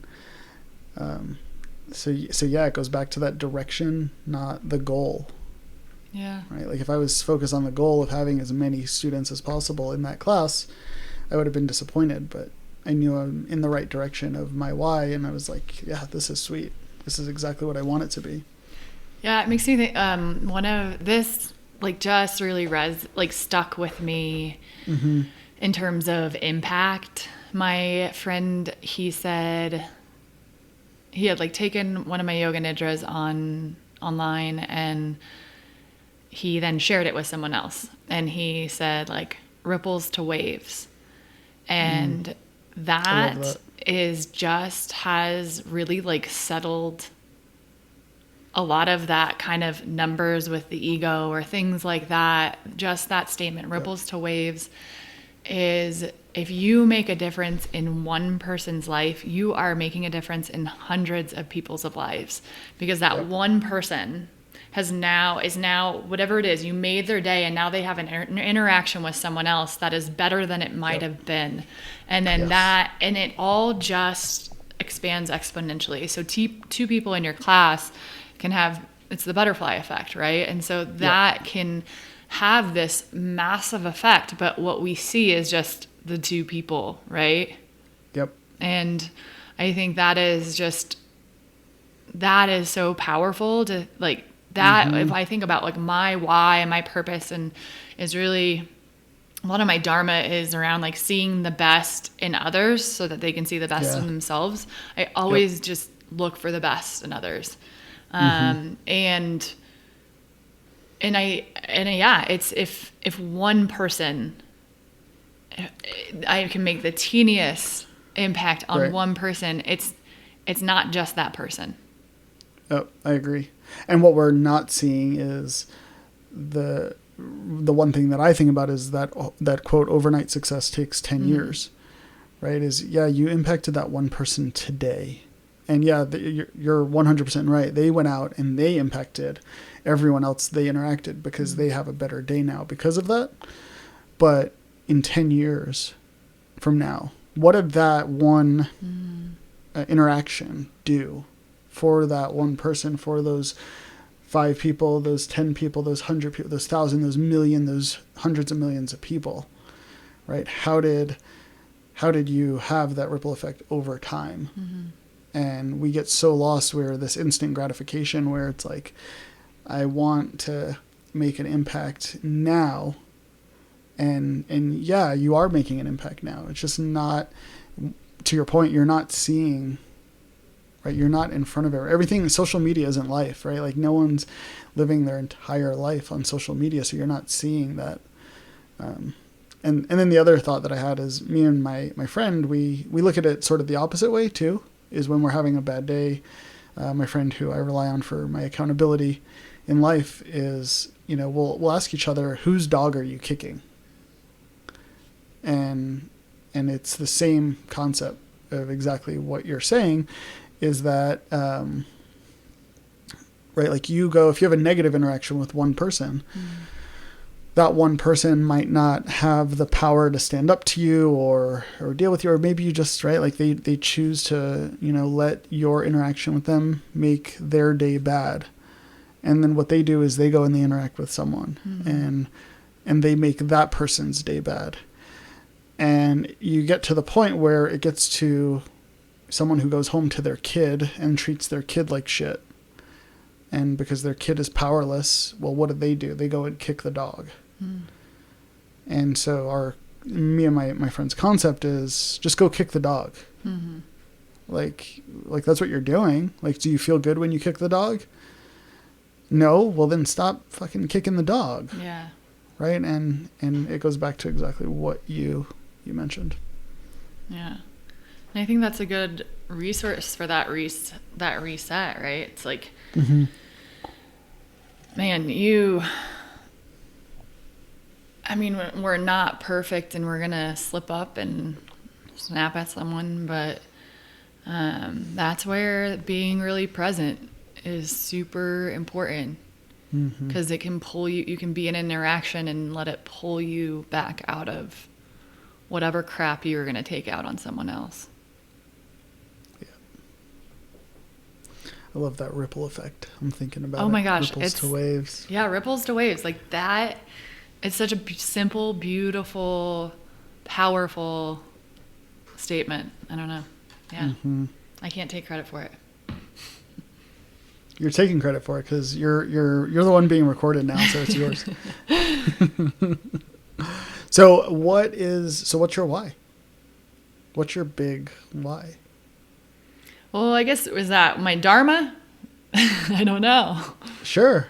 Yeah, just what I said is seeing the best in others.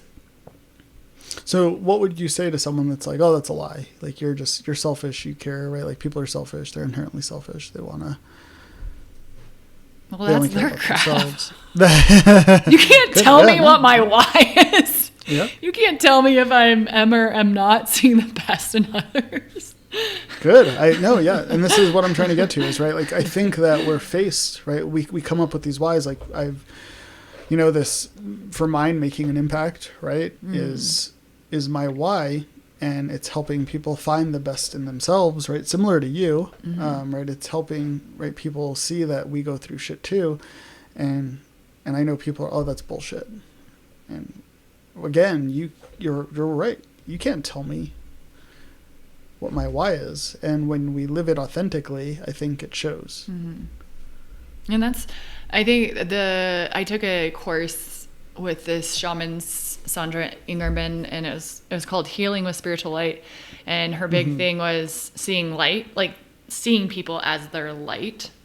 Yeah. And this was after, it was cool because it was after I kind of got to this point where like, I think this is really my dharma. I mean, ultimately, when I see the best in other people, my experience of those other people is pretty phenomenal, which selfishly does make my life better. If I can see and yeah, do I get into situations where maybe I tolerate more than I should, but I also have a lot of resources for that. Yeah. And I'd rather, again, live in, it's not necessarily rose-colored glasses. Maybe it is. I don't know. But well, you are a hippie. But it does allow, like, I get to create my environment by seeing the best in others. But this healing with spiritual light is one thing that I think is really interesting that she talks about is almost these like labels. So she refers, like someone who has cancer, we say a cancer patient. So this person becomes the cancer. Yeah. Right? And so then we see them as a cancer patient. And that's not going to heal them. If we see someone as a cancer patient, that's what they're going to be. Versus this is a person, a divine being. This is all these other incredible things who just right now has some malignant cells that are doing some destruction, right? But energy flows where attention goes. So as long as we're looking at someone for their cancer, whatever that is what they'll feel, and that's what you'll see. And that is the only reality we have is really unreal because it's whatever we choose to see or the story we put on it, whatever our mind is, however it's defining what's going on. And so that was why this idea of like see the best in people, because that's the life I want to live. Right. And that's where I like this summer was. Why would you want to see the worst in people? Yeah. Why are you out there making yourself miserable?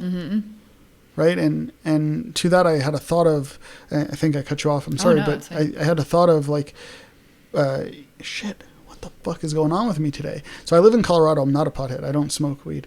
So I'm just losing my fucking trains of thought. Clearly. So anyway, keep talking, Bre, because you'll probably get me back on track. I don't know. See, I'm not writing fucking notes today. I put my pen down. See, you're listening. Fucking present so moment. Good. Yeah. Yes. You're not listening to respond. You're listening to listen. Yeah. Let's all do it. I don't know. I mean, I think if there's anything else you want to expand on the whys, like I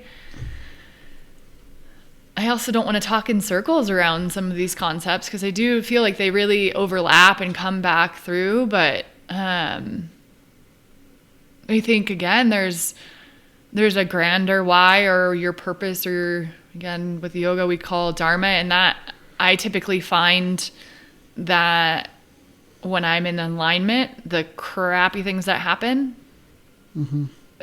it doesn't control or affect me.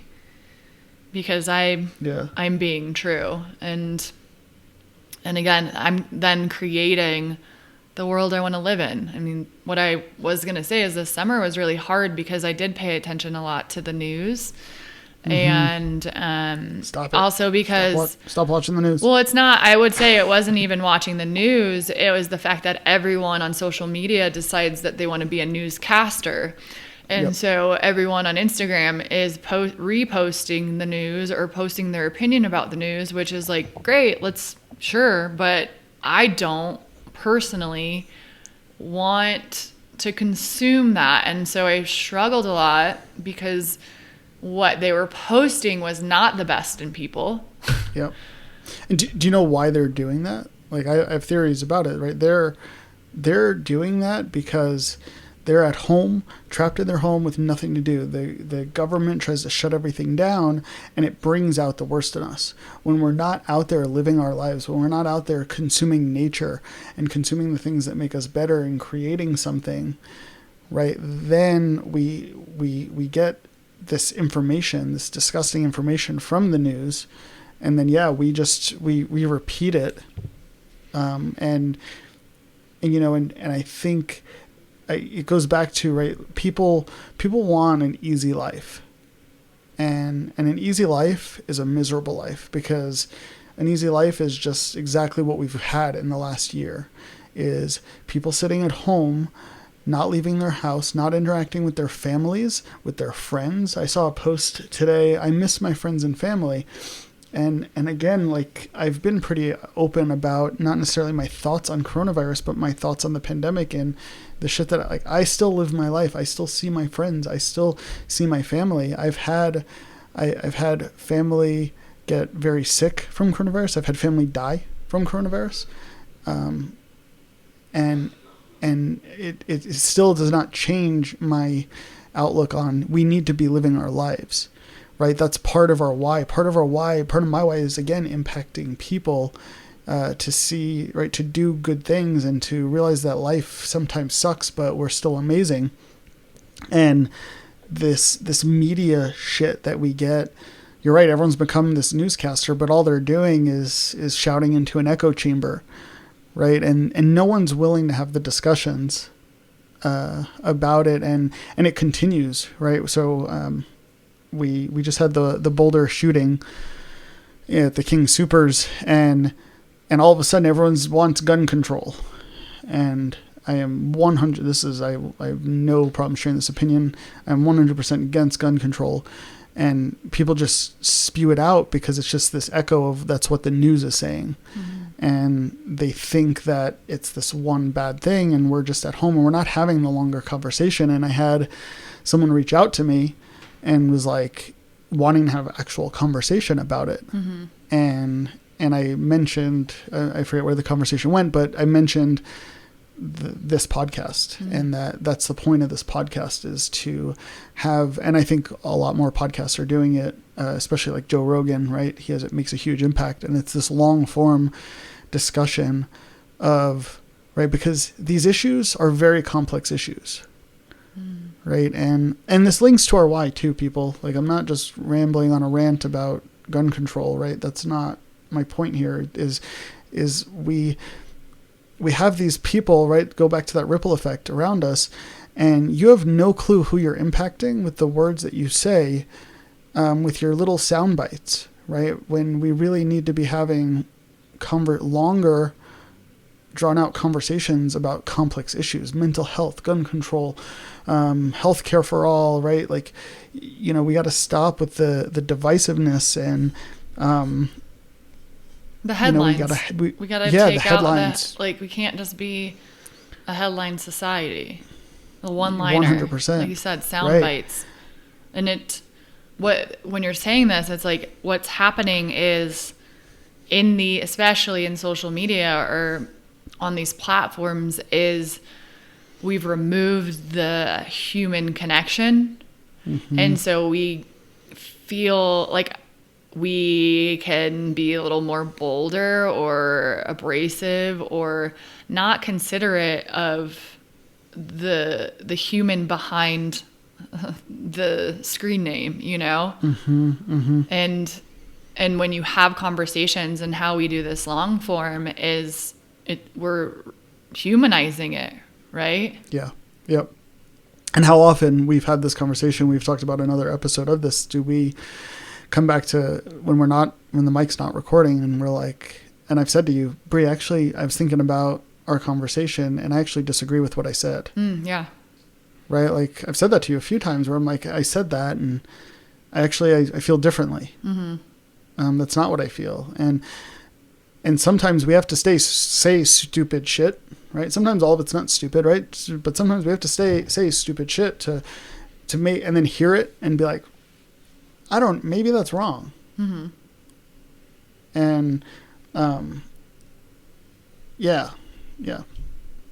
And like, we got to start having conversations about the issues and not party lines when it comes to politics. And we got to stop politicizing things that have nothing to do with politics, and remember that, you said it, people are human, and helping other people get to their why. And I think, right, when you look at, one of so when I think about my why, and right, making that impact on people, is I I try to think about what I went through.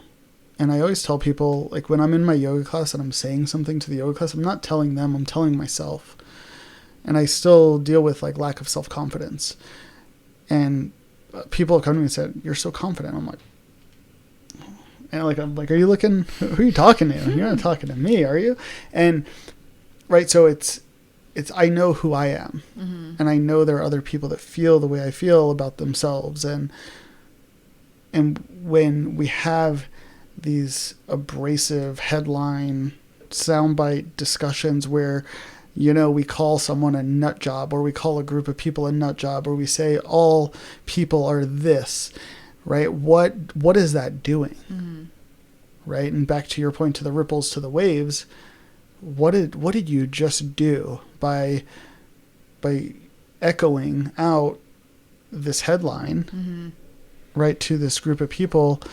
And we've all been impacted by mental health, right? Like you and I know personally, right? Very recently, right? Like what could we have done as a community, as a group of people, to see the best in people, like you're saying? And you know what? Life's hard sometimes, and let's have a conversation about it, and let's get to our whys, and how do we make those positive ripple effects versus those negative ones. And I think that person you're ostracizing or yelling at or criticizing, you probably have a lot more in common with them than not in common.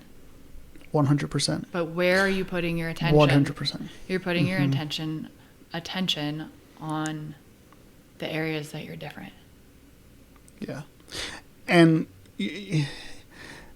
I challenge that. Because like you're saying, the areas that you're different, but really when you look at what the true, what we want the outcome to be, is it's actually the same. And we're actually very much in common. When the election was happening in 2020, right, between Trump and Biden, I stand on one side of the aisle. I have a friend who's on the other, and I reached out to her, and we had some banter back and forth, right? And we were poking fun at each other, but in the end, we both were like, we both want the same thing. Yeah. We both want an amazing society for our children to grow up in, where they don't have to worry about being shot up at their school, and being able to live their dream and explore the world. Yeah. And oh, sorry, go ahead. No, yeah, no, and to that point, it's like, well, there's different ways to get there, and that's what voting is. But what we have to stop saying, oh, the other side is this. No, they want the same thing. We all want the same thing. Yeah, we all want peace, love, and harmony, and just our thoughts on how we get there look very different. Yeah. And that's what I realized, like, after I said it, I was like, there's a lot more that's in common. We're focusing on the differences. And what I want to kind of stem off of that is, we want differences. Differences are important. We've said that multiple times. That's why this exists. It's personalizing polarity, and which is conflicting duality. And so what's happening, it's not about, okay, yeah, we can talk, we have our differences, and say we do focus our energy on the differences. There's two ways to do it. One is seeing it just as like this natural polarity that exists. Everyone's going to have these differences, or seeing it as right and wrong, good and bad, as personalized, because we're saying I'm right, you're wrong, versus we have two different ways of going about actually wanting the same thing as well, Right. And so I don't want to get rid of differences. That was the big thing. We don't, homogeneity is not the solution. It's just, how are we focusing on the differences, and what are we doing with those differences? Yeah. And can we see the differences as like, what's behind it? What's the why? What's the best in this person, and why? Like, why do they want this way, Yeah. and having that conversation. Yeah. Right. Like sitting down and talking about what, right. It goes back to, like we said this, like what have I encountered in my life that makes me have that opinion on something? Yeah. And why do I think like that? And you know, and the gun thing is an easy one for me to talk to, because like I grew up in New York. Yeah. In New York City, where I was taught guns are bad, Mm-hmm. and only criminals have guns, and where I grew up, getting my ass kicked and mugged in the streets of New York, and if you've never lived in New York, right, like, and you learn to fear walking down the street, right? This is me as a child. Like the first time I got mugged was I was in 7th grade, Mm-hmm. walking home from school, and so right, like I could be like, oh yeah, guns are bad. And then everything that I went through, and when I moved out west, I realized guns weren't bad. And oh wow, like quit being the victim and actually like protect yourself. Mm-hmm. So I think what we go through has a lot of how we communicate and how our emotions can get the best of us. And everyone's like, well, you don't know what I've been through. Mm-hmm. And yeah, we just got to have more conversations about that. And I think that's more of how we get to our whys too, is right. My why is impacted by who I was. Mm-hmm. And I don't want people to feel that way. I don't want people to feel the things that I felt. And I want them to know that they're awesome and that they matter, and that they're totally capable of being badasses and creating something amazing, and them too impacting the world. So, Journal. Man, that feels Journal like a prompt. good time. Yep. This girl's got to go for a run. So grab your journals, your diaries, whatever you want to call it, your books, your phones, your notes, and write. We talked a lot on this episode, and yeah, we might have stirred up some things. Maybe write down what your why is. Mm-hmm. Maybe write down what you think your why is, and maybe some hard times that you've encountered and how it's interrupted your why, and go back to that and see if that's still really your why. You know, again, there's the bigger why, there's the whys, there's like the daily whys. So we should have a word count of why come through on the episode of this. How many fucking times did we Eat say an why? Oreo for every why. Right. That's your task, Alan. Right. I'll be dead. My sugar levels will be sky high. But yeah, so write about your feelings, and you know, what is it that you're going to do going forward to make sure that you're leaving the legacy. Again, if you were to die tomorrow, whatever it is, right? Let's say you knew tomorrow was your last day. And this is one other thing that helped me find my why, and I'm going to relate it to the journal prompt, was Steve Jobs had a speech at Stanford. If you haven't listened to it, check it out. And I actually have it on my desk, so I'm looking over here at one of my other monitors.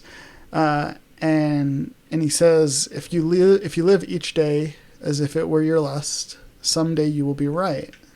And if today were the last day of my life, would I want to do what I'm about to do today? And whenever the answer has been no for too many days in a row, I know I need to change something. Remembering that I will be dead soon is the most important tool I've ever encountered to help me make the biggest choices of my life. Death is the single best invention of life. It's the life's change agent. It clears out the old to make way for the new. Right now, the new is you, but gradually you'll become the old. Your time is limited, so don't waste it living someone else's life. And I have that up on my desk, and I hear it and I see it everywhere, because I don't want to be doing something and for someone else. I want to make sure that I'm doing it for me, and write about that. Right? Maybe the answer, right? Maybe the question is, right? Would I want to do what I'm doing today? And maybe the answer has been no for too long. So now it's time to change it and write a plan. Start looking at the direction forward on how you want to change that. And reach out to us. We want to hear from you. Yeah. We want to hear about your thoughts. We want to hear your differences, your disagreements. Your whys. Your whys. Yeah, we'd love to hear your whys. That'd be fantastic. Yeah. And questions, feedback. We hear it all. Yeah. We might not be able to get to it all, but we hear it all. And we appreciate you. Yeah, thank you. And Bre, thanks so much for being you and keeping me on track. Thanks for chatting. Until next time. Absolutely. See ya. Bye. If you want to follow us and our adventures, you can find both of us on Instagram. I'm at Bre Allison. That's BreAllison. And I am at The Life of Alan Tatone, underscores between each word.